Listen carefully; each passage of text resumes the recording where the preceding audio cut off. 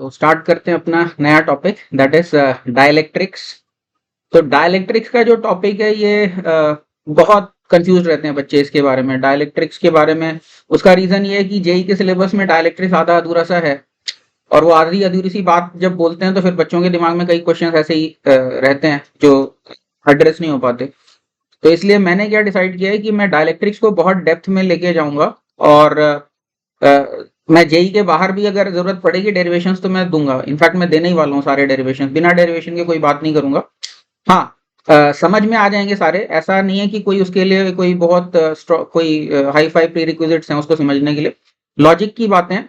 लेकिन मतलब अच्छे खासा कंसंट्रेशन चाहिए होगा तुमको, और हर स्टेप पे तुमको ध्यान से समझना पड़ेगा, चेक एंड बैलेंस करके देखना पड़ेगा कि हाँ भाई बात सेंस बना रही है कि नहीं बना रही है। ठीक है, और आज की क्लास डाइलेक्ट्रिक्स की बहुत डेंस क्लास होने वाली है, and it's going to be a very intense class. मैं सिर्फ 4-5 पेज ही कवर कर पाऊंगा, लेकिन उसमें it will be a very power packed kind of class, and volatile भी होने वाली है। तो पहले से बता दे रहा हूँ, यानी इस क्लास को अच्छे से रिव्यू नहीं किया तो जो आइडियाज हम सीख रहे हैं सारे के सारे उड़ जाएंगे एज इट इज। तो इसलिए समझ सब कुछ आएगा, ये पक्की बात है, लेकिन उसको फिर एक बार अच्छे से रिव्यू करोगे तो फिर तुम्हारे साथ स्टे करेगा। इनफैक्ट डायलेक्ट्रिक्स में जितना भी कुछ पढ़ने वाले हैं उसका जो टफेस्ट पार्ट है वो आज पढ़ने वाले हैं हम लोग, उसके बाद तो फिर आसान है। तो अपफिल वाला पार्ट आज है, उसके बाद तो फिर इजी जर्नी है, कोई दिक्कत नहीं है। मतलब अलजेब्रिक मैनिपुलेशंस हैं, कुछ डेरिवेशंस करने वाले हैं। तो with that let's start our discussion on dielectrics. तो डायलेक्ट्रिक, सबसे पहली बात तो डायलेक्ट्रिक होता क्या है। तो डायलेक्ट्रिक क्या होता है, कोई भी चीज जो कंडक्टर नहीं है वो डायलेक्ट्रिक है। If it is not a conductor then it is a dielectric. Okay, तो अभी सोचो डायलेक्ट्रिक के का बिहेवियर क्या होगा। अगर मान लो मैंने एक्सटर्नल फील्ड लगा दिया तो क्या होगा। जैसे इमेजिन करो, ये मान लो मेरा हीलियम का कोई एटम है, ठीक है। इसमें अगर मैंने एक्सटर्नल फील्ड लगा दिया तो क्या होगा, ये एक्सटर्नल फील्ड जो होगा इसके न्यूक्लियस को तो धकेलेगा दूर दूर, और इसके इलेक्ट्रॉन क्लाउड को खींचेगा। तो क्या होगा, इसकी वजह से देयर विल बी, इनिशियली तो देखो जब कोई इलेक्ट्रिक फील्ड वगैरह कुछ भी नहीं है तो पॉजिटिव चार्ज सेंटर और नेगेटिव चार्ज सेंटर तो दोनों एक ही जगह पे है ना। लेकिन एक बार जब फील्ड लगा दिया तो पॉजिटिव चार्ज सेंटर उधर शिफ्ट हो गया, नेगेटिव चार्ज सेंटर नीचे की तरफ शिफ्ट हो गया। कई बुक्स इसको ऐसे इलिप्टिकल जैसा भी दिखाती है, इलिप्सॉइड जैसा। ठीक है, फर्क नहीं पड़ता, हम प्रिंसिपल समझ रहे हैं। तो यहाँ पे क्या होगा, पॉजिटिव चार्ज और नेगेटिव चार्ज सेंटर्स में कुछ सेपरेशन आ जाएगा, जिसकी वजह से जो अदरवाइज नॉन पोलर मॉलिक्यूल है उसके अंदर कुछ डाइपोल मोमेंट हमारा क्रिएट हो जाएगा, राइट। और इट टर्न्स आउट जो मटेरियल्स हैं इसमें जो ज्यादा फील्ड लगाओगे तो ज्यादा सेपरेशन होगा, कम फील्ड लगाओगे तो कम सेपरेशन होगा, नहीं फील्ड लगाओगे तो नहीं होगा सेपरेशन। तो ये जो डाइपोल मोमेंट क्रिएट हो रहा है, this is directly proportional to the strength of the applied field for most materials. जहां पे डायरेक्ट प्रोपोर्शनलिटी होती है उस तरह के मटेरियल्स को हम लीनियर डाइलेक्ट्रिक्स कहते हैं। और जेई के कॉन्टेक्स्ट में हम केवल लीनियर डाइलेक्ट्रिक्स ही पढ़ने वाले हैं, linear dielectrics and isotropic dielectrics. Isotropic dielectrics मतलब क्या होता है, चाहे इस तरफ से फील्ड लगाओ तो डाइपोल मोमेंट कुछ आएगा, इस तरफ से लगाओगे तो मैग्नीट्यूड वाइज वही डाइपोल मोमेंट आएगा, डायरेक्शन तो ऑफ कोर्स चेंज हो जाएगी इसके हिसाब से। तो लीनियर आइसोट्रोपिक डाइलेक्ट्रिक्स की बात करेंगे हम लोग, ठीक है।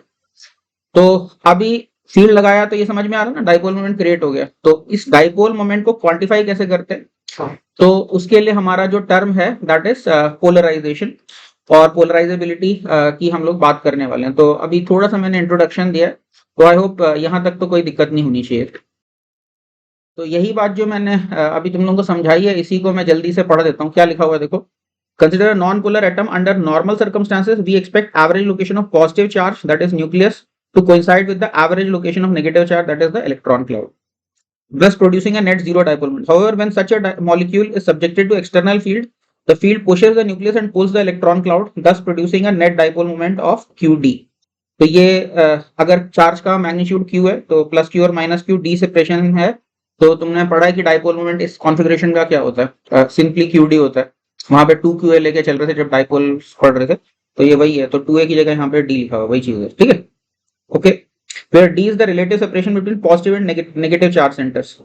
In a homogeneous dielectric, its net effect is equivalent to creating a surface positive and negative charges densities, while the matrix being still neutral at a macroscopic level. अच्छा, ये क्या बात कह दी, ये समझने की जरूरत है। इसमें क्या क्या बातें कह दी मैंने, खाली सरफेस चार्ज डेंसिटी होगा और मैक्रोस्कोपिक लेवल पे होगा। तो ये सारी क्या बातें हैं, उसके अलावा अगला सेंटेंस भी पढ़ा देता हूँ साथ ही, फिर एक साथ ही समझाता हूँ। While for a non-homogeneous dielectric there may also be net charge in the volume.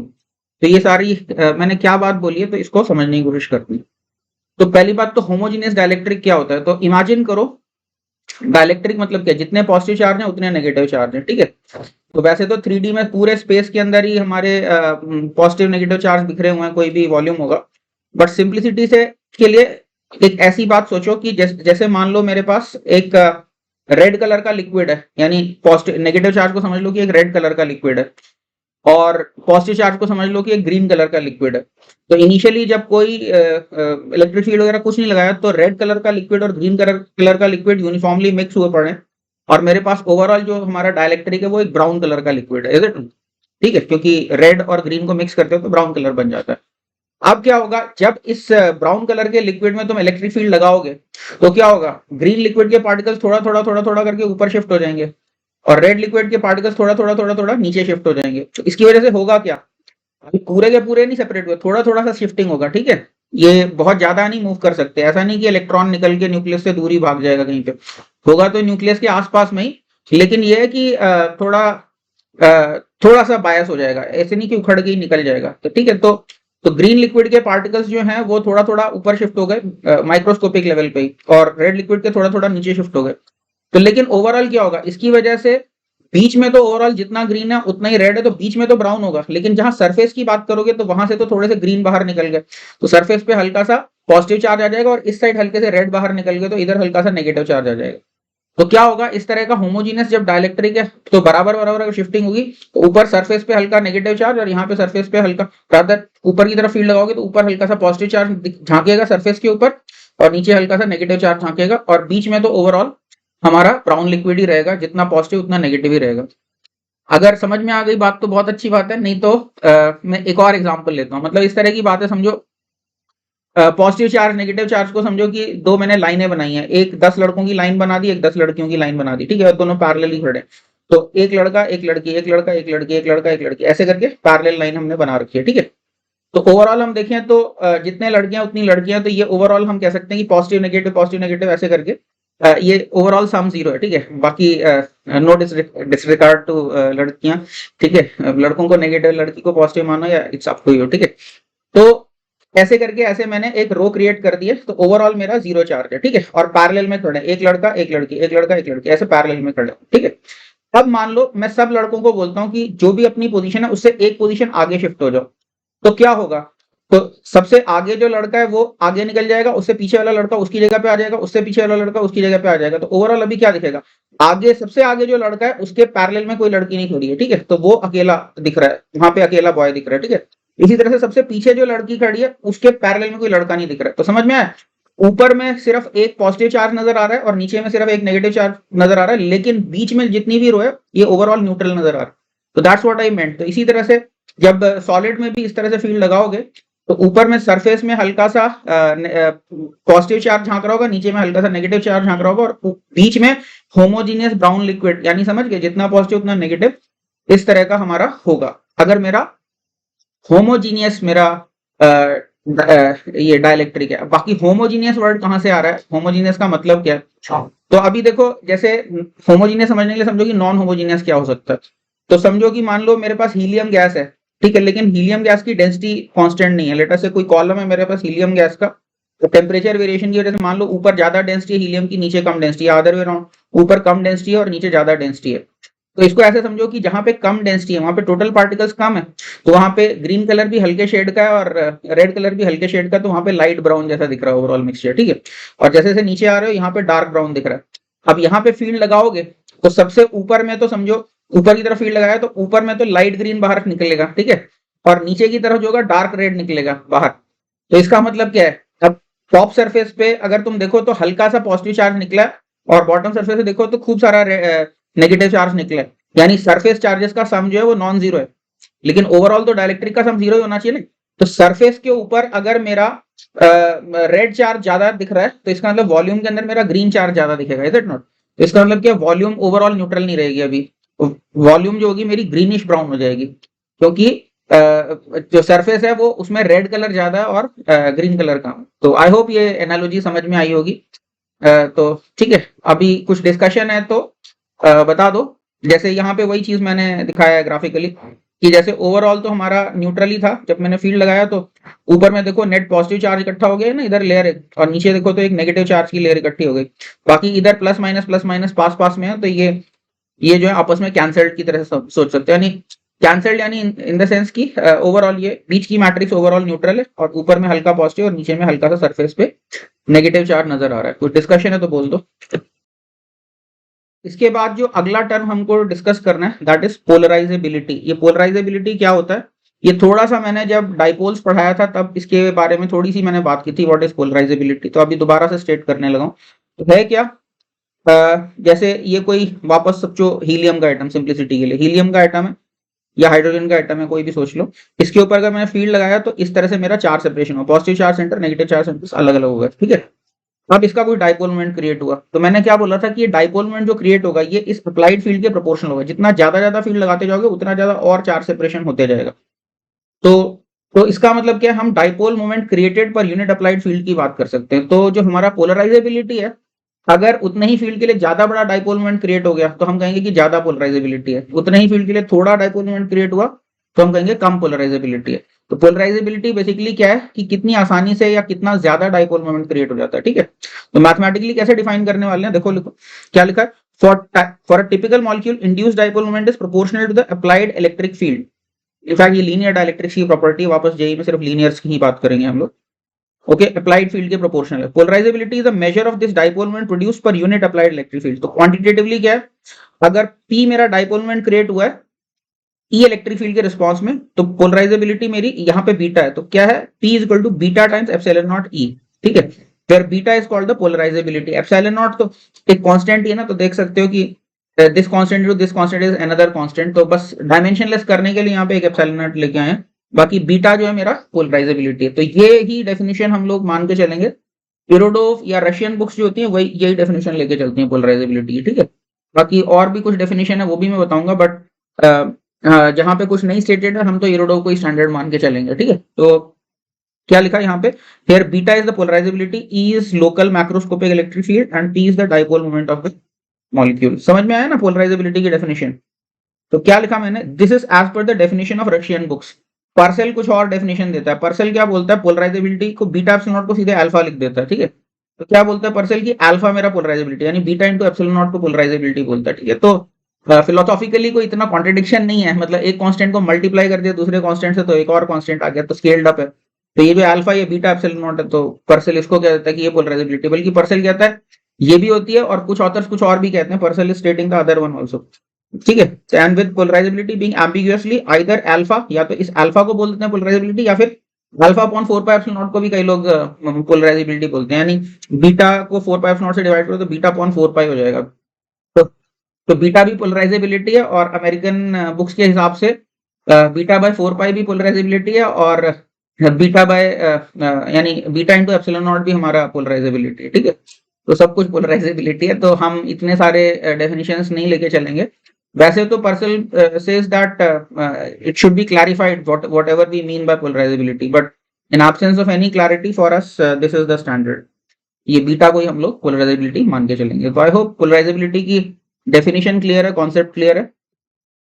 इसके बाद हम लोग बात करते हैं पोलर डाइलेक्ट्रिक्स की। तो पोलर डाइलेक्ट्रिक्स क्या होते हैं, तो अभी तक तो जैसे हम लोग हीलियम एटम की बात करें, तो हीलियम एटम में क्या है, परमानेंट डाइपोल मोमेंट कुछ भी नहीं है। इलेक्ट्रिक फील्ड लगाओगे तो कुछ डाइपोल मोमेंट क्रिएट हो जाएगा, बट अदरवाइज इनहेरेंटली कोई भी डाइपोल मोमेंट नहीं है।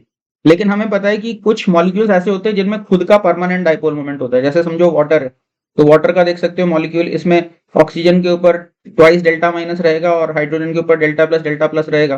तो यहाँ पे तुम्हें पता है कि नेट डाइपोल मोमेंट ऑक्सीजन का ऊपर की तरफ आ जाएगा, यानी सॉरी H2O का डाइपोल मोमेंट ऐसे आ जाएगा, ठीक है। तो केमिस्ट्री में एक्चुअली उल्टा लेते हैं। केमिस्ट्री में हम लोग फिजिक्स में नेगेटिव से पॉजिटिव लेते हैं, केमिस्ट्री में पॉजिटिव से नेगेटिव लेते हैं। तो there is no contradiction as such, but ठीक है, देखने का तरीका। तो हमारे हिसाब से इसका ऊपर की तरफ डाइपोल मोमेंट है, ठीक है। ऐसे ही अमोनिया मॉलिक्यूल है, इसमें 3 डेल्टा माइनस, यहाँ डेल्टा प्लस रहेगा, ऐसे करके ऐसे इसका नेट डाइपोल मोमेंट कुछ बन जाएगा, ठीक है।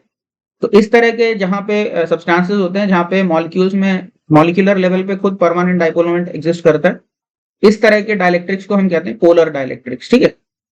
पोलर डाइलेक्ट्रिक्स में क्या होगा, अगर इलेक्ट्रिक फील्ड लगाएंगे तो तुम याद करो डाइपोल की जो पोटेंशियल एनर्जी होती है माइनस पी डॉट ई होती है, राइट।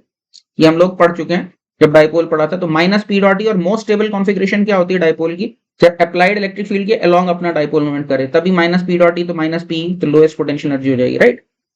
तो ये जो मॉलिक्यूल्स हैं, इनको अगर तुम एक्सटर्नल फील्ड में रखोगे तो ये सारे मॉलिक्यूल्स जो अपने आप को रोटेट करने की कोशिश करेंगे ताकि वो एक्सटर्नल फील्ड के साथ अपने आप को अलाइन कर पाए, ठीक है।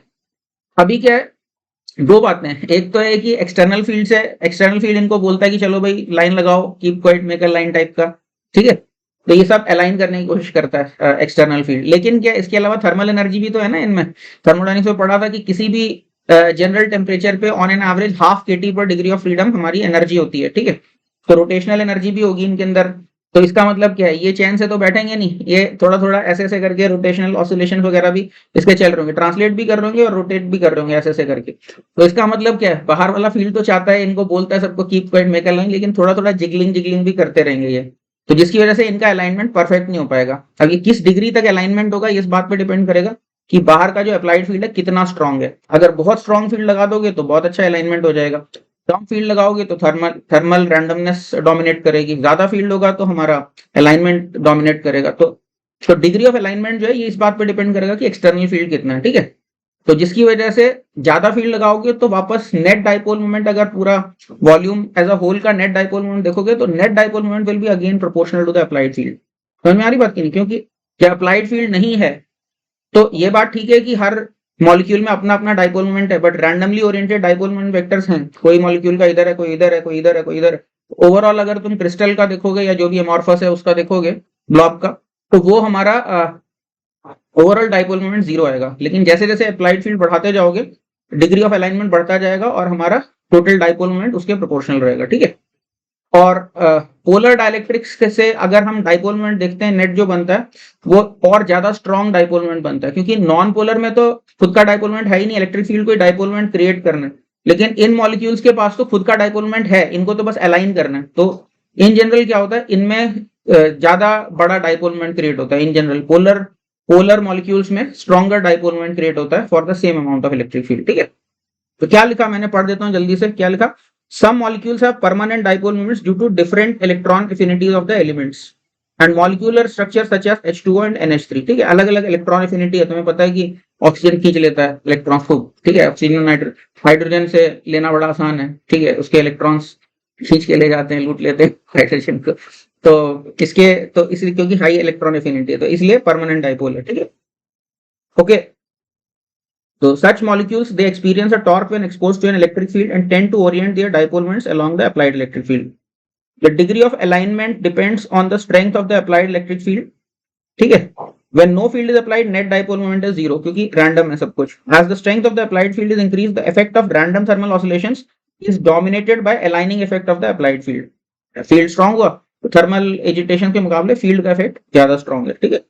Macroscopic effect of applying the field to polar dielectrics is similar to that of non-polar dielectrics. जैसे non-polar dielectrics में permanent dipole moment create हो रहा है, not permanent मतलब net dipole moment create हो रहा है, उसी तरह से इसमें भी dipole moment create हो जा रहा है, ठीक है। Causing effectively a net surface charge density. इसके अंदर भी क्या होगा, जब ओरिएंटेशन एक डायरेक्शन होगी तो ओवरऑल तुम्हें इसमें भी दिखेगा कि बीच में सारा ब्राउन लिक्विड है और ऊपर सरफेस पे हल्का सा पॉजिटिव झांक रहा है और एक तरफ हल्का सा नेगेटिव झांक रहा है, और बीच में ओवरऑल वही उसी तरह का ओवरऑल इफेक्ट वैसा ही हो जाता है, ठीक है, अलाइनमेंट की वजह से, ओके, ठीक है। Causing effectively a net surface charge density. However here the polarisation is much more stronger. यहाँ पे पोलराइजेशन जो होता है और बहुत ज्यादा स्ट्रॉन्ग होता है, ठीक है, इज होना चाहिए यहाँ पे, इज मच मोर स्ट्रॉन्गर। हाँ, here also we can talk of polarizability or a measure of net average dipole moment produced per molecule for an applied field. तो यहाँ पर पोलराइजेबिलिटी का क्या मतलब होगा, तो देखो अगर मान लो मेरे पास 1 मोल एटम्स हैं या 1 मोल मॉलिक्यूल्स हैं पानी के, तो अभी इसका कुछ तो नेट डाइपोल मोमेंट आएगा, तो फिर मैं डाइपोल मोमेंट पर मॉलिक्यूल भी निकाल सकता हूँ। ये ध्यान रखना, यहाँ पे मैं वेक्टर डाइपोल मोमेंट की बात कर रहा हूँ, स्केलर डाइपोल तो वही का वही रहेगा, किसी भी तरफ ओरिएंट हो जाए स्केलर मैग्नीट्यूड तो वही रहेगा, लेकिन मैं क्या कह रहा हूँ, वेक्टर सम जो होगा टोटल डाइपोल मोमेंट्स का उसको divided by number of dipoles कर देंगे, तो एक डाइपोल का हमारा एवरेज डाइपोल मोमेंट आएगा, राइट, वेक्टर एवरेज। तो वो जो है उससे हम पोलराइजेबिलिटी डिफाइन कर पाएंगे, ठीक है। वो कुछ तो आएगा ना डाइपोल मोमेंट, और वो जो भी डाइपोल मोमेंट आएगा पर मॉलिक्यूल एवरेज, उसको मैं कह दूंगा beta into epsilon not into applied field, ठीक है। तो समझ में आई बात की नहीं, तो यहां पर भी पोलराइजेबिलिटी की बात कर पाएंगे as a measure of net average dipole moment produce per molecule for an applied field, per unit applied field कह सकते हैं। For polar molecules polarizability reduces with temperature due to increase thermal oscillation. तो obvious सी बात है, अभी कई बार जैसे ऐसा क्वेश्चन होता है कि what will happen to polarisability with increase in temperature. तो टेम्परेचर बढ़ेगा तो ऑब्वियसली रैंडमनेस बढ़ जाएगी, रैंडमनेस बढ़ जाएगी तो overall net vector dipole moment कम हो जाएगा। ठीक है नहीं? ठीक है, 50 लोग हैं, सब लोग अपना अपना काम करें, अपनी अपनी डायरेक्शन में खींच रहे हैं किसी प्रोजेक्ट को, तो कुछ भी नहीं होगा, वो प्रोजेक्ट वहीं का वहीं रहेगा। सारे वेक्टर्स अलाइन हो जाएंगे तो बहुत स्ट्रॉन्ग रिजल्टेंट आएगा। तो उस तरह की बात है। तो टेम्परेचर बढ़ेगा तो रिजल्टेंट छोटा हो जाएगा, रैंडमनेस ज्यादा हो जाएगी। ठीक है, तो इसलिए पोलराइजेबिलिटी इनकी कम हो जाएगी। ठीक है, with increase in temperature. Although in general इनकी पोलराइजेबिलिटी नॉन पोलर डाइलेक्ट्रिक से तो ज्यादा ही होती है, क्योंकि नॉन पोलर में इलेक्ट्रिक फील्ड को क्रिएट करना है। ठीक है, यहाँ पे ऑलरेडी बस उनको खाली अलाइन करना है। तो आई होप ये समझ में आया होगा सभी को। तो अभी तक तो सब कुछ आसान आसान चल रहा था, अभी थोड़ी सी दूर और आसान चलेगा, और उसके बाद थोड़ा सा ठीक है आसानी है, मतलब कंसंट्रेशन वाला पार्ट आएगा, डेंस वाला पार्ट आएगा। तो अभी थोड़ी सी शुरुआत होने वाली है, तो अभी थोड़ा सा ध्यान से सुनो बात। क्या है, अगली हम डेफिनेशन कर रहे हैं, पोलराइजेशन वेक्टर की डेफिनेशन क्या है? Net dipole moment of a substance per unit volume is called polarisation vector. ठीक है, ध्यान से सुनना है, कंफ्यूज नहीं होना। वहां पे हम डाइपोल मोमेंट ऑफ पर मॉलिक्यूल की बात कर रहे थे, यहाँ पे dipole moment per unit volume की बात कर रहे हैं। ठीक है, पोलराइजेशन वेक्टर की डेफिनेशन क्या है? Net dipole moment per unit volume. ठीक है, net dipole moment of a substance per unit volume is called polarisation vector. समझ गए? If there are n dipoles per unit volume, मान लो n मेरी पार्टिकल डेंसिटी है, या मतलब समझ लो हीलियम एटम डेंसिटी समझ लो थोड़ी देर के लिए, तो अगर मेरे n dipoles per unit volume है तो नेट डाइपोल मोमेंट वेक्टर क्या हो जाएगा मेरा? एक डाइपोल का ith डाइपोल का डाइपोल मोमेंट वेक्टर मान लो p i वेक्टर है, तो क्या हो जाएगा? n पर यूनिट वॉल्यूम है तो डेल्टा v वॉल्यूम में टोटल कितने डाइपोल्स हो जाएंगे? n into delta v total dipoles हो जाएंगे। तो इसलिए 1 से लेके n डेल्टा v तक सबका समेशन कर देंगे, तो ये मेरा नेट डाइपोल मोमेंट आएगा सारे एटम्स का या सारे मॉलिक्यूल्स का मिला के। ठीक है, एक डेल्टा वी वॉल्यूम का टोटल इतना मेरा डाइपोल मोमेंट आएगा। ये तो डाइपोल मोमेंट हुआ। अब पोलराइजेशन वेक्टर क्या है? Dipole moment per unit volume. तो इसको मुझे डेल्टा वी से डिवाइड करना पड़ेगा। ठीक है, तो 10 local polarisation vector at any point in a dielectric is defined as capital P vector बोल रहे हैं इसको। तो limit delta V tending to 0 1 upon delta V sigma P I from 1 to n delta V. समझ में आई बात? Net dipole moment divide by total volume. और लेकिन लोकल है तो फिर ये वॉल्यूम बहुत छोटी होनी चाहिए, डेल्टा वी टेंडिंग टू 0। ठीक है, तो ये क्या आ जाएगा? P net divided by delta we. ठीक है, यहाँ पे क्या, अच्छा एक बात है, डेल्टा वी टेंडिंग टू 0 लिख तो दिया, लेकिन एक्चुअली क्या है, ये इतना भी छोटा नहीं होगा कि एक ही एटम के अंदर घुस जाओ। एक एटम के अंदर घुस जाओगे तो उस वॉल्यूम के अंदर कोई डाइपोल ही नहीं ट्रैप होगा, इज इट नॉट? तो न्यूक्लियस और इलेक्ट्रॉन के रीजन में नहीं घुस जाना है। ये छोटा वॉल्यूम है, लेकिन इतना छोटा है कि स्टैटिस्टिकल एवरेज फिर भी मीनिंगफुल होनी चाहिए। ऐसा नहीं कि लिटरल 0 वॉल्यूम के पास में चले जाओ। ठीक है, तो क्या लिखा है? We treat P at a macroscopic level as a continuous quantity. ठीक है, though at microscopic level that is inside an atom it may not be defined. Inside the atom थोड़ी ना डिफाइन होगा, बोल रहा है कुछ स्पेस है अंदर एटम के अंदर। स्पेस के अंदर कोई गोला लगा लिया तो ना पॉजिटिव चार्ज इनक्लोज हो ना नेगेटिव चार्ज इनक्लोज हो, तो क्या होगा? कुछ भी नहीं डिफाइन होगा। तो थोड़ा सा फाइनाइट वॉल्यूम लेना है कि कुछ सफिशिएंट नंबर ऑफ डाइपोल्स उसके अंदर ट्रैप हो, तब हम पोलराइजेशन वेक्टर की वहां पे एवरेज की बात कर रहे हैं। ठीक है, ओके ठीक है। तो क्या लिखा है? Delta V may be very small but still large enough to accommodate sufficient number of dipoles for statistical averaging। समझ में आई बात की नहीं? ठीक है, तो ये है, तो समझ में आया होगा। पोलराइजेशन वेक्टर देखो एक बार दिमाग में अच्छे से याद कर लो, ये जो कॉन्सेप्ट है फिर आगे यूज करते जाएंगे। तो थोड़ा कंसंट्रेट करके जो भी हम आइडिया सीखते जा रहे हैं उसको दिमाग में स्टोर करते जाओ, याद करते जाओ, ताकि जल्दी से रिकॉल कर पाओ, ताकि जल्दी जल्दी कॉम्प्रिहेंड कर पाओ आगे की चीजें। अभी तो कुछ कॉम्प्लिकेटेड नहीं था, सिंपल ही था। तो पोलराइजेशन वेक्टर की डेफिनेशन याद कर लो, क्या है? Net dipole moment per unit volume. Okay, इसके बाद फिर आगे बात करेंगे हम लोग। इसके बाद जो हमारी अगली डेफिनेशन है इंपॉर्टेंट, वो क्या है? हमारी बाउंड चार्ज। तो दो टर्म्स होते हैं, एक होता है फ्री चार्ज और एक होता है बाउंड चार्ज। तो फ्री चार्ज क्या होता है? फ्री चार्ज वो चार्ज होता है जिसका कोई पेयर एग्जिस्ट नहीं करता। मतलब जैसे मान लो सिर्फ खाली पॉजिटिव पॉइंट चार्ज मैंने कहीं पे रख दिया, तो इसका नेगेटिव कहीं पे इसके साथ आजू बाजू कहीं है ही नहीं इसका नेगेटिव जिसके साथ ये बॉन्डेड हो, तो इस तरह के चार्ज को हम फ्री चार्ज कहते हैं। ठीक है, या फिर मेटल में जैसे अगर कोई इलेक्ट्रॉन देखो, तो इलेक्ट्रॉन जो है किसी पर्टिकुलर न्यूक्लियस के साथ बॉन्डेड नहीं होता। जो आउटर मोस्ट शेल के इलेक्ट्रॉन्स होते हैं एटम में तो शेल में रहते हैं, लेकिन अगर एक बार मेटल की मैट्रिक्स बन जाती है तो electrons can freely move here and there. ठीक है, तो लार्ज डिस्टेंसेस चलना जिनको अलाउड होता है, तो उस तरह के चार्जेस जो हमारे वो फ्री चार्जेस हैं। Electrons and metals are free charges. या फिर ऐसा चार्ज जिसका कोई पेयर एग्जिस्ट नहीं करता, वो हमारा फ्री चार्ज है। बाउंड चार्ज क्या है? डाइलेक्ट्रिक में तुम्हें पता है कि जैसे हीलियम का एटम और हीलियम का इलेक्ट्रॉन क्लाउड, हीलियम ये दोनों आपस में बेशक दूर दूर चले जाएंगे, लेकिन बहुत दूर नहीं जाएंगे। ऐसा नहीं होगा कि हीलियम का इलेक्ट्रॉन क्लाउड जो वो 1 किलोमीटर दूर पड़ा हुआ न्यूक्लियस से, ऐसा नहीं होने वाला। तो ये जो सेपरेशन होता है स्मॉल स्मॉल सेपरेशन होता है। तो डाइलेक्ट्रिक के अंदर जो भी चार्जेस हैं वो सारे पेयर्ड चार्जेस हैं, हर पॉजिटिव का एक नेगेटिव एग्जिस्ट करता है, ठीक है। तो ये मतलब एक तरह से कह सकते हो कि ये मतलब जो पेयर है, जो पेयर्ड चार्जेस हैं वो सारे हमारे बाउंड चार्जेस हैं, ठीक है। और जो अनपेयर्ड चार्जेस हैं जो ऐसे ही रख दिए कहीं पे भी, मतलब डाइलेक्ट्रिक के अंदर ही मान लो एक पॉजिटिव चार्ज किशमिश की तरह मैंने एम्बेड कर दिया कहीं पे, या काली मिर्च की तरह एम्बेड कर दिया बीच में, तो वो मेरा फ्री चार्ज कहलाएगा, जिसका कोई पेयर वेयर नहीं है, ठीक है। या मेटल में इलेक्ट्रॉन्स। तो क्या लिखा हमने, any charge not capable of large macroscopic movements due to being paired with a charge of opposite polarity such as all dielectric materials is called bound charge। तो डाइलेक्ट्रिक के पार्टिकल्स का जो बना हुआ है चार्ज वो हमारा सारा बाउंड चार्ज है, ठीक है। For a dielectric if there is net such charge in volume it is called the volume bound charge। तो अगर वॉल्यूम के अंदर इस तरह का चार्ज है तो उसको वॉल्यूम बाउंड चार्ज कहेंगे। जैसे मैंने बताया था ना, नॉन होमोजेनियस इलेक्ट्रिक है, डाइलेक्ट्रिक है नॉन होमोजेनियस, तो अंदर मैंने बोला था ग्रीनिश ब्राउन आ जाएगा। तो वो जो ग्रीनिश जो अंदर है एक्स्ट्रा, यानी सरफेस के ऊपर रेड ज्यादा है तो वॉल्यूम के अंदर ग्रीन ज्यादा होगा, ठीक है। ऑल तो छोटा छोटा सेपरेशन है, लेकिन फिर भी उससे भी हमारा हल्का सा रेडिश टिंज और ग्रीनिश टिंज आ रहा है। तो वो जो वॉल्यूम के अंदर जो ग्रीनिश टिंज आ गया, ये एक्स्ट्रा चार्ज है इसका। तो वॉल्यूम में ग्रीन चार्ज रेड चार्ज से ज्यादा है, क्योंकि सरफेस के ऊपर रेड चार्ज ग्रीन चार्ज से ज्यादा था। तो इसलिए वो जो वॉल्यूम के अंदर चार्ज है उसको वॉल्यूम बाउंड चार्ज कहते हैं, ठीक है। और जो सरफेस के ऊपर नजर आ रहा है हल्का सा रेड या ग्रीन जो झांक रहा है उसको हम सरफेस बाउंड चार्ज कहते हैं। तो समझ में आया ये बाउंड चार्ज क्या चीज है? डेफिनेशन में कोई डाउट है तो पूछ लो। हाँ, अब थोड़ा सा कंसंट्रेट करने वाला पार्ट आ रहा है। समझ में आएगा, लॉजिकली सब कुछ समझाऊंगा, लेकिन तुम्हारा कंसंट्रेशन पूरा लगेगा, ठीक है। तो ultra gaming mode on, processor चालू, सीपीयू चालू, ठीक है। रैम पूरी लगेगी, जीपीयू सीपीयू सब चालू रख लो, ठीक है। अल्ट्रा गेमिंग मोड ऑन करो अपना सीपीयू का, ओके। तो अभी हम लोग बात कर रहे हैं बाउंड चार्ज क्रॉसिंग का सरफेस। ये समझ में आ गया तो मुझे पूरा डायलेक्ट्रिक समझ में आ जाएगा। तो ये है क्या, अभी हम लोग समझने की कोशिश करते हैं। तो ये समझ लो, ये मेरा कोई डायलेक्ट्रिक स्लैब है, ठीक है। डायलेक्ट्रिक स्लैब है, उसके अंदर ये मैंने एक इमेजिनरी सरफेस लिया, ठीक है। ध्यान रखना ये सरफेस मेरा इमेजिनरी मैथमेटिकल सरफेस है, डेल्टा एस। ये थिकनेस वैसे दिखा रखी है, थिकनेस का कोई रेलेवेंस नहीं है यहाँ पे, अभी कोई रेलेवेंस नहीं है। बस ये समझो कि खाली सरफेस है, यानी मेरा थिन मैथमेटिकल शीट है, वेरी थिन मैथमेटिकल शीट। इसमें पार्टिकल वार्टिकल कुछ नहीं है, बस एक मैथमेटिकल सरफेस है। ये डायलेक्ट्रिक के अंदर मैंने छोटा सा पैच लिया, डेल्टा एस, ठीक है, मैथमेटिकल पैच, ओके। अभी क्या होगा, ये जो पैच है, सोचो डायलेक्ट्रिक के अंदर अगर ऐसे मैंने फील्ड लगाया तो कुछ जो है पॉजिटिव चार्ज इस पैच के नीचे से ऊपर की तरफ क्रॉस कर जाएगा, और कुछ जो नेगेटिव चार्ज होगा वो ऊपर से नीचे की तरफ क्रॉस कर जाएगा। क्यों? क्योंकि इलेक्ट्रिक फील्ड के अलोंग पॉजिटिव चार्ज को धक्का लगता है, और इलेक्ट्रिक फील्ड के अगेंस्ट नेगेटिव चार्ज को धक्का लगता है, ठीक है। तो यहाँ पे सोचो, यहाँ पे जैसे कोई हीलियम एटम ही है, तो हीलियम एटम पोलराइज हो जाएगा, तो न्यूक्लियस हो सकता है इस सरफेस के ऊपर आ जाए, और इलेक्ट्रॉन हो सकता है सरफेस के नीचे चला जाए, ऊपर से नीचे।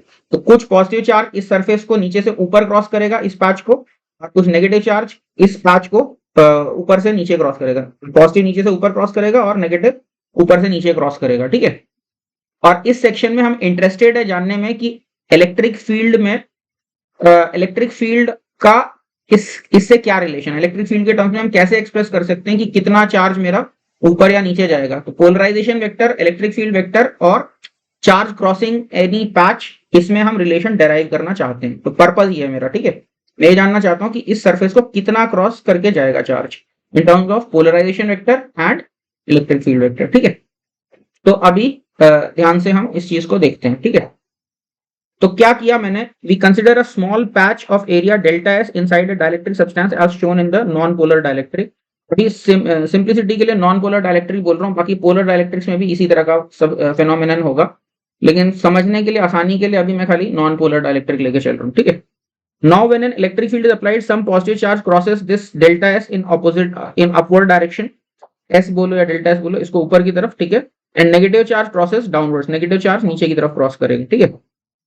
Now if D is the separation between positive and negative charges, अगर मान लो ये सेपरेशन क्रिएट हो रहा है, ये D है, तो मेरा डाइपोल मोमेंट क्या हो जाएगा, हर एक पार्टिकल का डाइपोल मोमेंट क्या हो जाएगा, हर पार्टिकल का dipole moment Q into D हो जाएगा। कैपिटल Q क्या है, मैग्नीट्यूड ऑफ चार्ज, यानी न्यूक्लियस का चार्ज कैपिटल Q और इलेक्ट्रॉन का चार्ज भी कैपिटल Q। तो PQD मेरा डाइपोल मोमेंट हो जाएगा, ठीक है।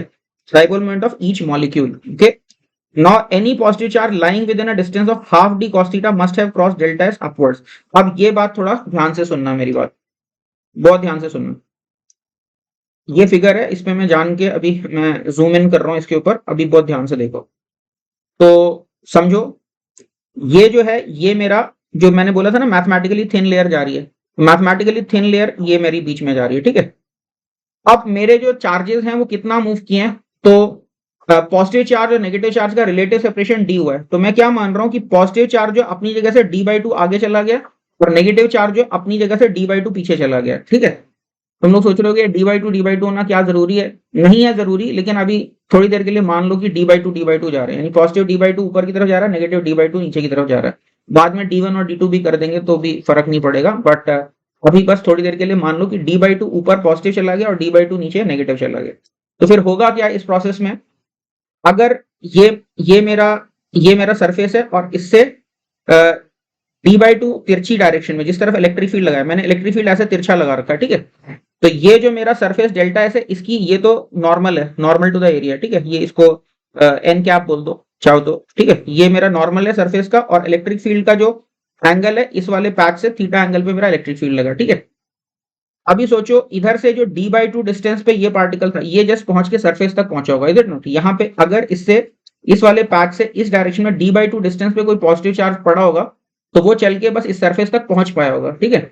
और इसके पीछे जो होगा इस सरफेस को क्रॉस करके आगे नहीं जा पाया होगा। इसका मतलब क्या, इसके इंक्लाइन डिस्टेंस d/2 के विद इन जितने भी पार्टिकल्स हैं यहाँ तक, इतने पार्टिकल्स होंगे, ये इसको क्रॉस करके आगे चले गए होंगे पॉजिटिव चार्ज के पार्टिकल्स, राइट। इसी तरह से यहाँ पे ऊपर अगर देखोगे तो इंक्लाइन डिस्टेंस d/2 के अंदर जो इलेक्ट्रॉन रहेगा वो तो इसको क्रॉस करके नीचे आ गया होगा विद इन d/2 अगर हुआ, लेकिन d/2 से ज्यादा आगे होगा तो वो इसको क्रॉस नहीं कर पाएगा, ठीक है। तो इसका मतलब क्या है, यानी इधर से इंक्लाइन डिस्टेंस d/2 में, यानी ये जो वॉल्यूम है मेरी, इस वॉल्यूम के अंदर जितना भी पॉजिटिव चार्ज होगा जो मैंने शेड कर दिया अभी, ये इसको क्रॉस करके ऊपर चला गया होगा। इसी तरह से ऊपर में ये जो वॉल्यूम है इसके अंदर मेरा जितना नेगेटिव चार्ज होगा जो मैंने शेड कर दिया अभी, इसमें जो भी नेगेटिव चार्ज होगा ये क्रॉस करके नीचे आ गया होगा, ठीक है। इतनी बात समझ में आई, तो फिर आगे बढ़ते हैं। आई होप ये क्लियर है सभी को।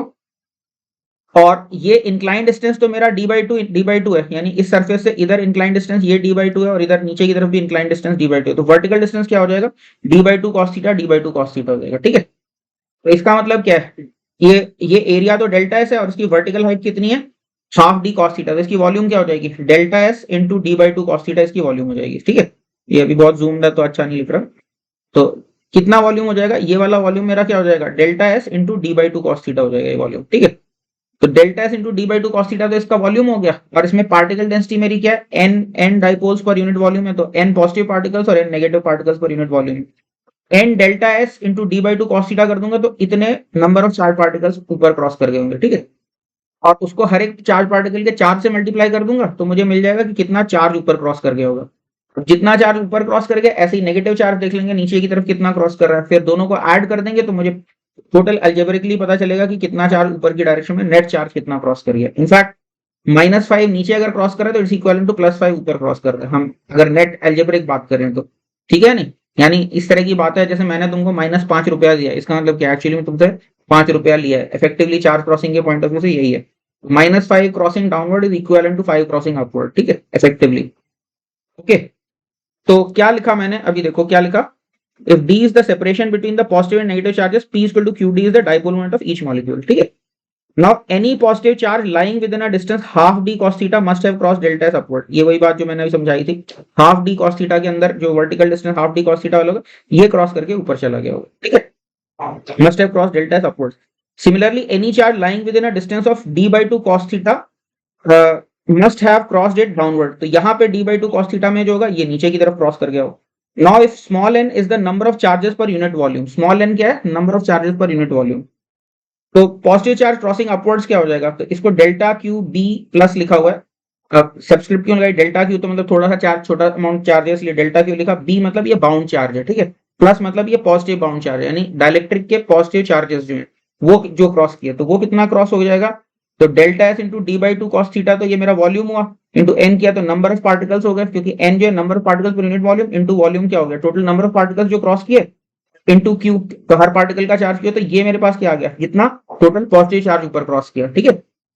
इसी तरह से जो नेगेटिव चार्ज जो नीचे क्रॉस किया वो कितना हो जाएगा, वो भी वॉल्यूम तो यही है, delta S into d/2 cos theta into n into Q, तो नेगेटिव चार्ज का भी मैग्नीट्यूड तो क्यू ही है, तो इतना चार्ज जो है मेरा नेगेटिव चार्ज ये नीचे की तरफ क्रॉस कर गया। अब चाहो तो यहाँ पे माइनस साइन लगाना तो लगा सकते हो क्योंकि नेगेटिव चार्ज नीचे क्रॉस किया, ठीक है, मैग्नीट्यूड सही लिखा है, ठीक है।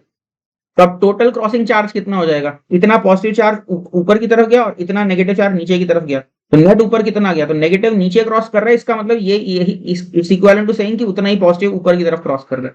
तो ध्यान रखना इन दोनों क्वांटिटीज को मेरे को ऐड करना है, सब्ट्रैक्ट नहीं करना है। अगर ऊपर की तरफ मेरे को फ्लो निकालना है, नेट फ्लो कितना हुआ, तो -5 नीचे आ रहा है, तो दैट्स आल्सो इक्विवेलेंट टू 5 ऊपर की तरफ जा रहा है, ठीक है। तो effective charge crossing algebraic sum of all the charges crossing in the upward direction, तो उसमें इसका मैग्नीट्यूड और इसका मैग्नीट्यूड ऐड होगा, ना कि सब्ट्रैक्ट होगा, ठीक है। तो क्या लिखा, दस net algebraic charge crossing outwards, यानी ऊपर की तरफ, अपवर्ड्स लिखो या outward, towards the area normal, हम बोले एरिया नॉर्मल की डायरेक्शन में, यानी एक्चुअली तो acute angle from area normal बोलते तो ज्यादा अच्छा रहता। तो वो क्या आ गया मेरा, वो आ जाएगा, अब देखो इधर भी d/2 cos थीटा, इधर भी d/2 cos थीटा, दोनों को ऐड कर दिया तो d cos थीटा बन गया। तो क्या आ गया, delta s into n into q into d cos theta, ठीक है। तो समझ में आया कि नहीं। तो मैं बोल रहा था कि थोड़ी देर के लिए मान लो d/2 है, तो अब मैं क्या बोल रहा हूँ, मान लो d/2 की जगह इसको मान लेते हो d1 और d2 मान लेते हो। मान लो पॉजिटिव चार्ज है वो d1 आगे गया, नेगेटिव चार्ज d2 पीछे गया, तो फिर d1 प्लस d2 की वैल्यू तो d हो जाएगी, d1 plus d2 equal to d हो जाएगा, क्योंकि टोटल सेपरेशन क्या होगा, ये अगर d1 मूव किया वो d2 मूव किया, तो टोटल सेपरेशन तो d1 प्लस d2 हो जाएगा। तो यहाँ पे क्या होता है, यहाँ पे d/2 की जगह d1 आता है, यहाँ पे d/2 की जगह d2 आता है, और ऐड करते तो यहाँ पे d1 प्लस d2 होता है, वो वापस d cos थीटा ही बन जाता है। तो फर्क नहीं पड़ता, d/2 की जगह d1 और d2 मानते तो भी वही होता, ठीक है। बट ठीक है, जिस सोर्स से मैंने लिया था पिक्चर उसमें d/2 cos थीटा ऐसे करके लिखा हुआ था, तो प्रॉब्ली ऑथर ने इतना सोचा नहीं मान लिया जस्ट कि d/2 होगा। बट आई होप ये छोटा सा पॉइंट है लेकिन समझने लायक है, तो आई होप समझ में आया होगा। मैंने इस फिगर को एडिट नहीं किया, बट हाँ चाहे तो हम इधर d1 और d2 करके भी हम इस डेरिवेशन को कर सकते हैं, कोई फर्क नहीं पड़ेगा, एज इट इज सारी बात रहेगी, ठीक है। तो ये हमारे पास क्या आ गया, ये मेरा चार्ज क्रॉसिंग आ गया, ठीक है। इतना चार्ज क्रॉस कर गया मेरा, यहां तक क्लियर है। अगर ये क्लियर है तो फिर अब आगे छोटी सी मैथ्स करनी है हमको। क्या, पोलराइजेशन वेक्टर क्या होगा मेरा, देखो लोकल पोलराइजेशन वेक्टर क्या होगा, एक डाइपोल का डाइपोल मोमेंट है QD, number of dipoles per unit volume कितने हैं n, तो QD इंटू n कर दिया तो ये मेरा dipole moment per unit volume आ गया, है कि नहीं। This is your dipole moment per unit volume, क्यों, क्योंकि dipole moment of one atom या dipole moment of one molecule into number of molecules per unit volume is dipole moment per unit volume। तो सीधे common sense वाली बात है ना। तो ये मेरा dipole moment per unit volume है, और डायरेक्शन क्या है इसकी, ई कैप मतलब इलेक्ट्रिक फील्ड की डायरेक्शन में, ठीक है। तो ये तो मेरा पोलराइजेशन वेक्टर है। ध्यान से सुनना मेरी बात, अगर मैं इस पोलराइजेशन वेक्टर को मैं डीएस वेक्टर से डॉट प्रोडक्ट ले लूं, डीएस वेक्टर कहां है, यहाँ पे ध्यान से देखना, ये मेरा डीएस वेक्टर है और पोलराइजेशन वेक्टर मेरा इधर है, और ये एंगल थीटा है। तो डीएस वेक्टर से पोलराइजेशन वेक्टर का डॉट प्रोडक्ट लूंगा तो अपने आप एक cos थीटा आ जाएगा, इज इट नॉट। तो मैंने क्या किया, ये जो आ रहा है, ये जो टर्म है, इसको मैंने क्या किया, इसको डीएस वेक्टर से मैं डॉट प्रोडक्ट ले लूंगा।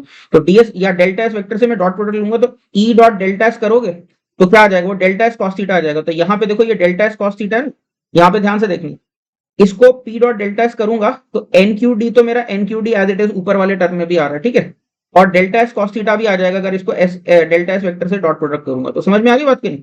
तो p, तो अब मैं क्या करूंगा, यहाँ पे nqd को मैं nqd cos थीटा को मैं क्या लिख सकता हूँ, p के टर्म्स में लिख सकता हूँ, इज इट नॉट। nqd तो मेरा p है ना, तो ये जो टर्म लिखा है this is nothing but p dot delta S vector, is it. क्योंकि p डॉट डेल्टा एस क्या होगा, p into delta S into cos theta, तो वही है। तो p मेरा ये है और into delta S cos theta, p तो मेरा nqd है ना, nqd into delta S into cos theta, तो ये क्या है, ये p डॉट डेल्टा एस से मेरा आ जाएगा, ठीक है। यही सबसे इंपॉर्टेंट डेरिवेशन था इसमें। अब इसके बेसिस पे थोड़ी सी चीजें और आगे डेवलप होने वाली हैं, तो make sure that you understand this derivation, ठीक है। अगर 5 मिनट रुकना है, 2 मिनट रुकना है, 1 मिनट रुकना है, जितना रुकना है रुक लो, ठीक है। Take as much time as you want and read through the notes and make sure you understand ये जो एनालिसिस मैंने बताई है, ये ऊपर शिफ्ट हो जाएगा, नीचे शिफ्ट हो जाएगा, डेल्टा एस को क्रॉस करके जाएगा, and finally all the way up to कि कितना चार्ज उस पैच को क्रॉस कर रहा होगा। तो डेल्टा एस का मेरा अगर कोई पैच है तो उसको चार्ज कितना क्रॉस कर रहा होगा, अगर local polarisation vector p vector है, p dot delta S gives me the charge crossing the that patch. या फिर अगर डेल्टा एस की जगह मान लो डीएस वेक्टर, डीएस पैच होता, पैच का एरिया डीएस होता, तो डेल्टा एस की जगह डीएस लिख देते।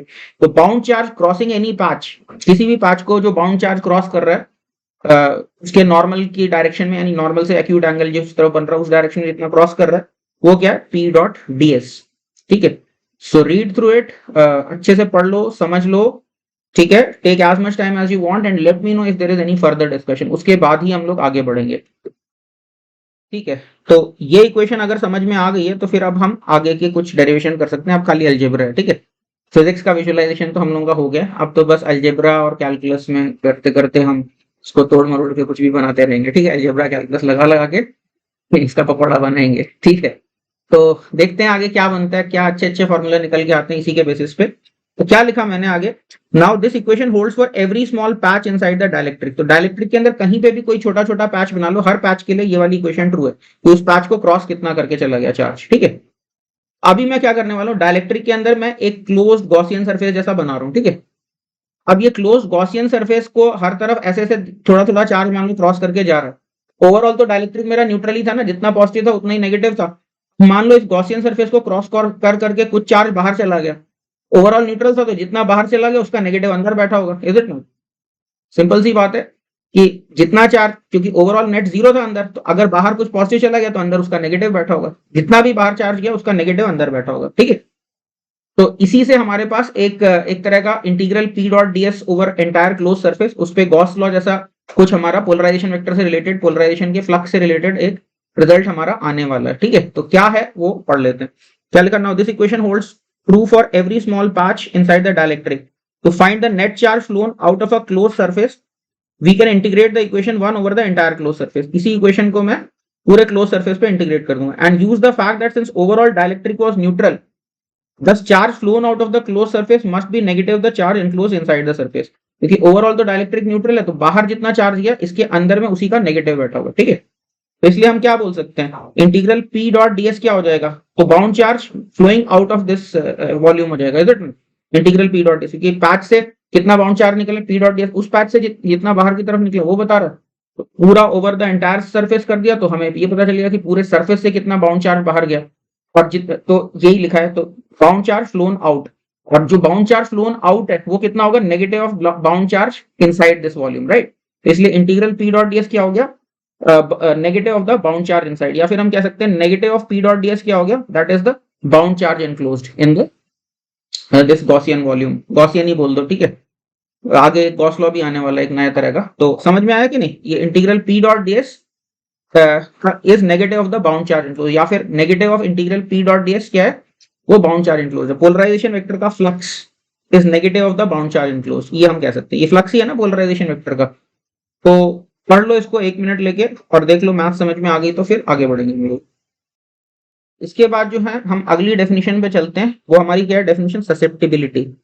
तो ससेप्टिबिलिटी कैसे डिफाइंड है, अभी देखो किसी भी मटेरियल के अंदर अगर मेरा कुछ नेट इलेक्ट्रिक फील्ड ई है, तो हमें पता है कि जो डाइपोल मोमेंट इंड्यूस होगा वो इलेक्ट्रिक फील्ड के प्रोपोर्शनली होगा, ठीक है।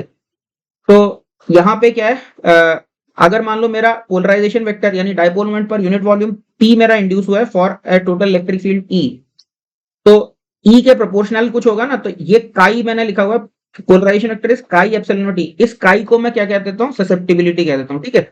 ध्यान रखना, पोलराइजेबिलिटी और ससेप्टिबिलिटी रिलेटेड है लेकिन सेम नहीं है। वहां पे क्या था, वहां पे डाइपोल मोमेंट पर मॉलिक्यूल था जहां पे पोलराइजेबिलिटी की बात की थी, और यहाँ पे dipole moment per unit volume है, वहां पे डाइपोल मोमेंट पर एटम या पर यूनिट मॉलिक्यूल था, यहाँ पे dipole moment per unit volume है। तो ठीक है, ससेप्टिबिलिटी और पोलराइजेबिलिटी में कंफ्यूज नहीं होना, यहाँ पे पर यूनिट वॉल्यूम डाइपोल मोमेंट की बात हो रही है, यानी पोलराइजेशन वेक्टर, ठीक है। तो क्या लिखा, whenever there is a net electric field E inside a dielectric material, the polarization is directly proportional to E।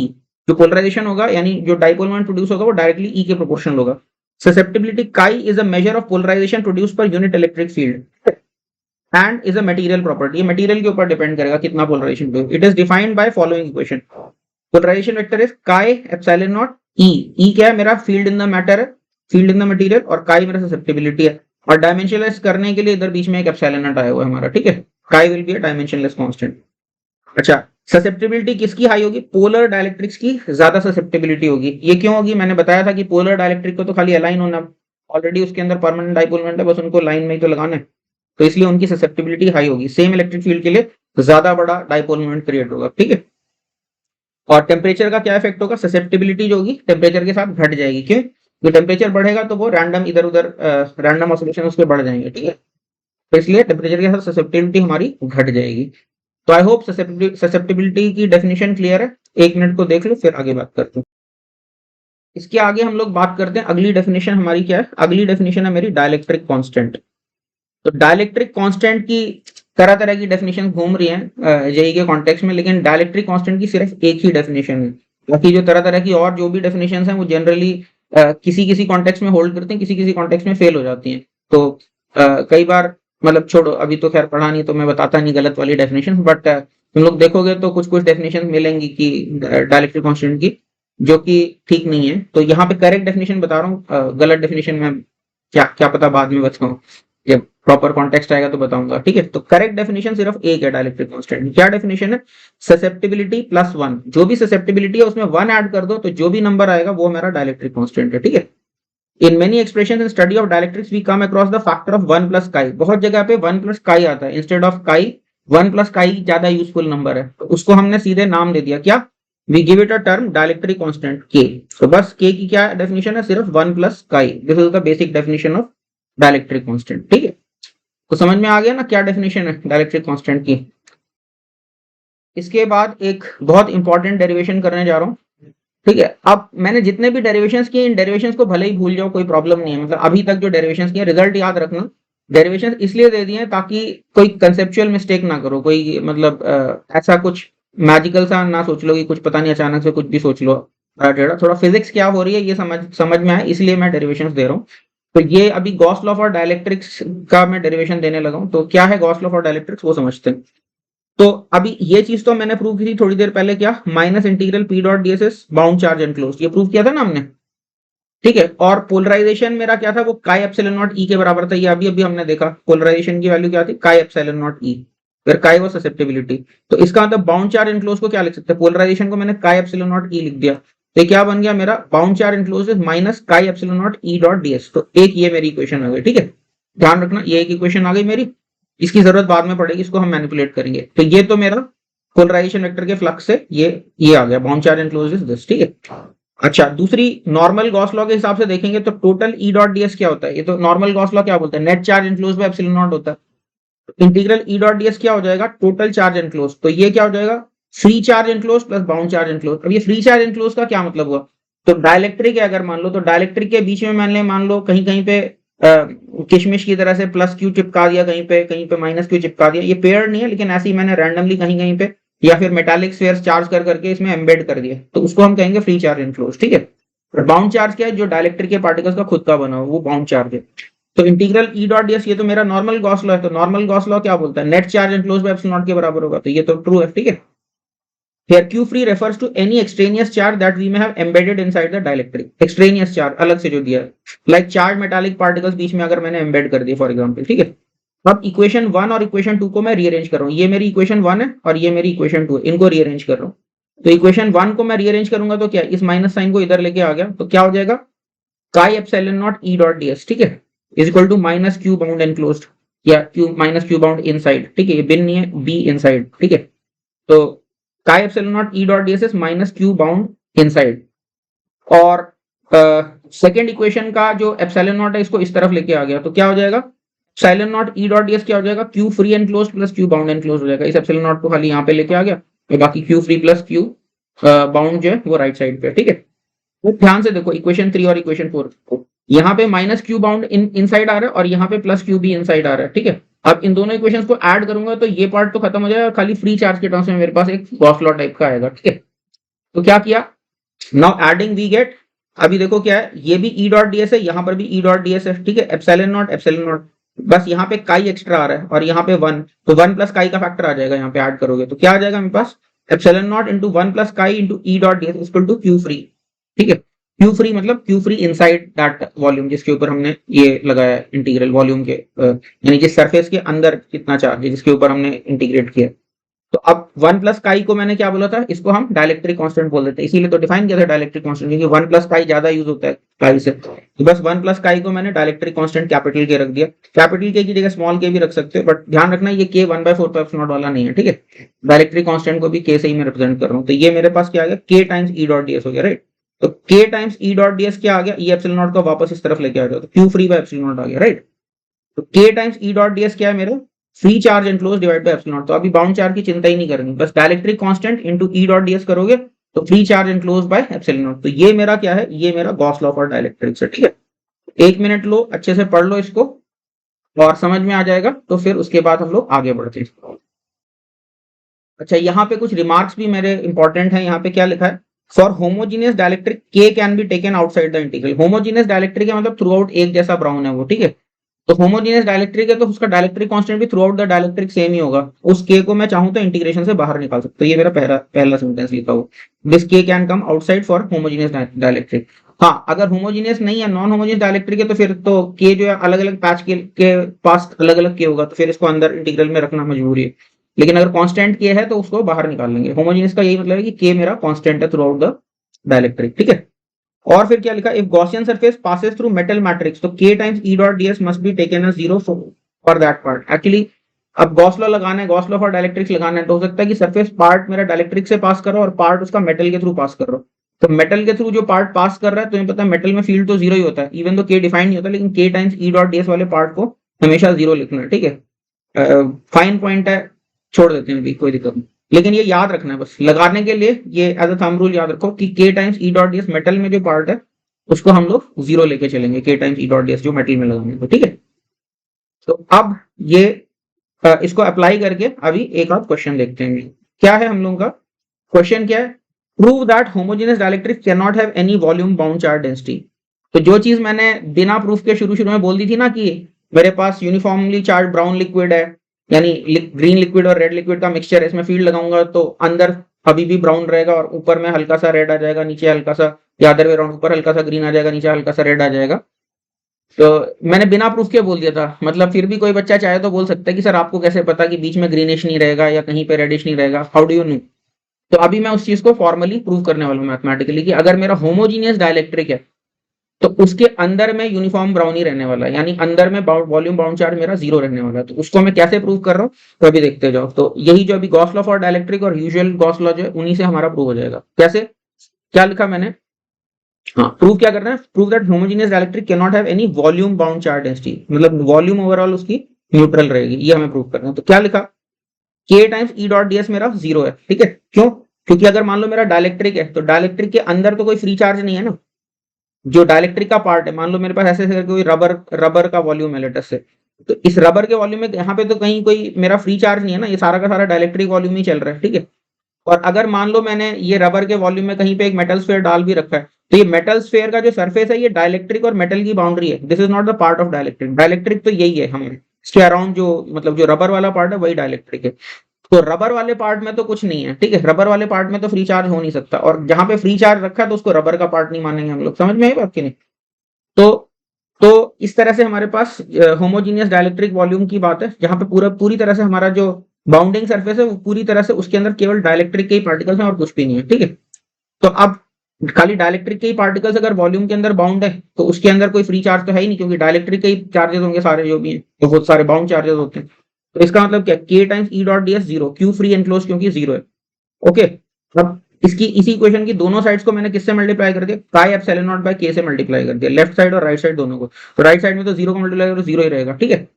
अब काई एप्सिलॉन नॉट और अपॉन के, तो ये अपॉन के इस वाले के को खा जाएगा और काई एप्सिलॉन नॉट और आ जाएगा अंदर, ठीक है। तो क्या बन जाएगा, chi epsilon not e dot ds, ये भी जीरो होना चाहिए फिर। और काई एप्सिलॉन नॉट e मेरा क्या है, ये मेरा पोलराइजेशन वेक्टर है, राइट। ऐसे ही डिफाइन किया था ना हमने काई को, polarization vector was proportional to the e vector, right. तो chi epsilon not e is nothing but the polarization vector. तो integral p dot ds zero बोल सकते हैं इसको। और इंटीग्रल p डॉट ds क्या होता है हमारा, इंटीग्रल p डॉट ds होता है negative of the bound charge enclosed, right? Integral p dot ds is nothing but the negative of the bound charge enclosed. तो negative of the bound charge enclosed zero है, किसी चीज का negative zero तो वो zero ही है ना फिर। तो इसका मतलब क्या, बाउंड चार्ज एनक्लोज मेरा जीरो आता है। तो ये प्रूव हो गया हमारा, ठीक है। यानी अगर होमोजेनियस डाइलेक्ट्रिक है तो जैसा मर्जी इलेक्ट्रिक फील्ड लगा दो, अंदर में वॉल्यूम बाउंड चार्ज मेरा जीरो रहेगा, जो भी चार्ज आएगा मेरा सरफेस पे नजर आएगा, लेकिन वॉल्यूम के अंदर मेरा नेट जीरो ही रहने वाला होमोजेनियस डाइलेक्ट्रिक के लिए, ठीक है। बस a homogeneous dielectric cannot have any volume bound charge density, it can have only surface bound charge density. तो आई होप ये समझ में आया होगा। एग्जांपल देख लो एक बार, उसके बाद फिर आगे बात करते हैं। इसके बाद आगे हम लोग बात करते हैं surface bound charge density in terms of local polarization. तो किसी डाइलेक्ट्रिक में मान लो कुछ पोलराइजेशन हो गया, तो मैंने बोला था ना कि सरफेस के ऊपर हो सकता है कहीं से ग्रीन कलर झांक रहा हो, कहीं से हो सकता है रेड कलर झांक रहा हो, बीच में भले ही ब्राउन है। तो हम ये जानना चाह रहे हैं कि सरफेस पे जो रेडिश कलर झांक रहा है या ग्रीनिश कलर झांक रहा है, तो इसका चार्ज पर यूनिट एरिया कितना है, सरफेस चार्ज डेंसिटी कितनी है, वो हम जानने में इंटरेस्टेड है, ठीक है। तो उसको हम सरफेस बाउंड चार्ज डेंसिटी कहते हैं, जो सरफेस पे चार्ज यानी bound charge per unit surface area जो दिखाई दे रहा है, ठीक है। जैसे हीलियम के न्यूक्लियस झांक रहे हैं ऊपर से ग्रीन कलर के, तो वो जो झांक रहे हैं उसका पर यूनिट एरिया कितने झांक रहे हैं, यानी कितना चार्ज झांक रहा है पर यूनिट एरिया, वो निकालने में हम लोग इंटरेस्टेड हैं, उसको हम सरफेस बाउंड चार्ज डेंसिटी कहते हैं, ठीक है, in terms of local polarization. अगर वहां पे लोकल पोलराइजेशन वेक्टर पता है तो वो कितना होगा। तो क्या लिखा मैंने, recall that charge crossing any surface is given by dq equal to p dot ds। p dot ds हमने प्रूव किया था ना, किसी भी पैच को जो क्रॉस कर रहा है charge, that is p dot ds। अब क्या करते हैं, now consider a patch at the surface of dielectric. ये डाइलेक्ट्रिक के सरफेस के मतलब सोचो जस्ट नीचे हमने एक छोटा सा पैच लिया है, इस पैच को क्रॉस करके कुछ चार्ज ऊपर आ जाएगा, वही मेरा सरफेस के ऊपर नजर आ रहा होगा, जो इस जो जस्ट अंडर द सरफेस जो पैच है उसको क्रॉस किया होगा, वही तो मेरा सरफेस के ऊपर नजर आ रहा होगा चार्ज, ठीक है। तो वो charge crossing p dot ds है। Now consider a patch at the surface of the dielectric, whatever charge crosses a patch very close to the surface must reside at the surface. जो surface के पास के patch को cross करके है वो वही सरफेस पे है। तो अभी क्या हो जाएगा, तो अभी दोनों तरफ ds से डिवाइड कर दो, तो dq बाई ds क्या हो जाएगा, वो p dot ds vector divide by ds हो जाएगा, राइट। और p dot ds vector divide by ds क्या हो जाएगा, किसी भी वेक्टर को उसके मैग्नीट्यूड से डिवाइड करते हो तो क्या आता है, उसका यूनिट वेक्टर आ जाता है। तो ये p डॉट ds कैप आ गया, और ds कैप को मैं चाहूं तो n कैप लिख सकता हूँ। n cap is the normal to the surface, ठीक है। इस n को उस वाले n से कंफ्यूज नहीं करना जो चार्ज पर यूनिट वॉल्यूम ले रखा है हमने, नहीं पार्टिकल्स पर यूनिट वॉल्यूम ले रखा है, दैट इज डिफरेंट, ठीक है। तो क्या हो जाएगा, bound charge density local polarization अगर मुझे पता है तो p डॉट n कैप मेरा क्या हो जाएगा, वो बाउंड चार्ज डेंसिटी हो जाएगा। आई होप ये समझ में आया होगा, ठीक है, क्लियर है, ठीक है। इसके बाद last idea for today, that is permittivity of a medium.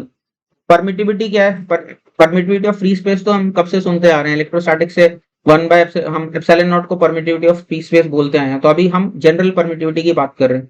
तो परमिटिविटी किसी भी मीडियम की कैसे डिफाइंड होती है, तो product epsilon not into dielectric constant, epsilon not into के को हम परमिटिविटी कहते हैं, ठीक है। डाइलेक्ट्रिक कांस्टेंट से बस मल्टीप्लाई कर दो, permittivity of free space into K. By the way dielectric constants free space का क्या होता है, फ्री स्पेस की ससेप्टिबिलिटी 0 होती है, क्यों, फ्री स्पेस में कुछ है ही नहीं, क्या पोलराइज होगा, इलेक्ट्रिक फील्ड लगाओगे तो क्या प्लस माइनस सेपरेट होगा, कुछ भी नहीं होगा। तो फ्री स्पेस की ससेप्टिबिलिटी 0 होती है, इसलिए फ्री स्पेस का डाइलेक्ट्रिक कांस्टेंट 1 होता है, ठीक है।